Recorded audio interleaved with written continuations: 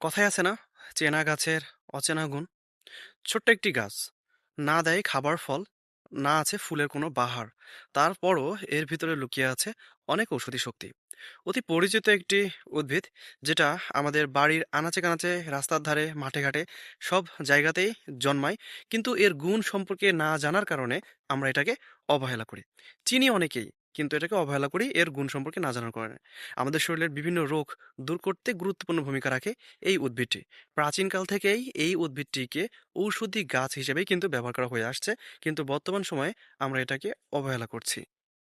এই মুহূর্তে আমার সামনে যে গাছটি আপনারা দেখতে পাচ্ছেন, বলুন তো এর নামটা কি?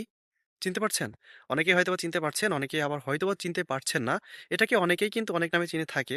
কেউ এটাকে বন ধনে বলে চিনে, আবার কেউ এটাকে মিষ্টি দানা বলেও কিন্তু চিনে। মিষ্টি দানা কেন বলে? কারণ এর পাতাটা ছিঁড়ে যদি মুখে নিয়ে চিবানো হয়, তারপরে যদি হালকা পানি নেওয়া হয়, তাহলে কিন্তু মিষ্টি একটি ভাব বা স্বাদ অনুভূত হয়। এই মিষ্টি দানা গাছের অনেক ঔষধি গুণ কিন্তু রয়েছে।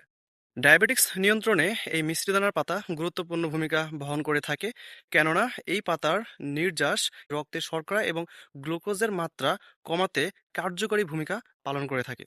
ভেষজ চিকিৎসায় এই পাতার রস পেটের ব্যথা নিরাময় করতে ব্যবহার করা হয়ে থাকে।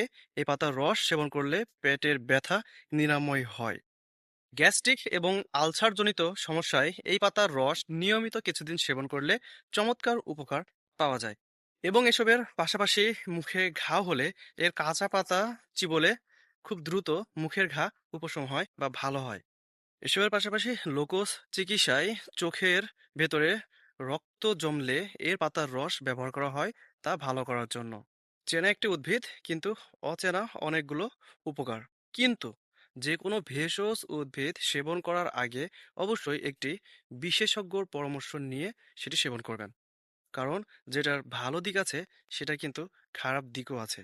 তাই কোনো কিছু সেবনের আগে অবশ্যই বিশেষজ্ঞর পরামর্শ নিন।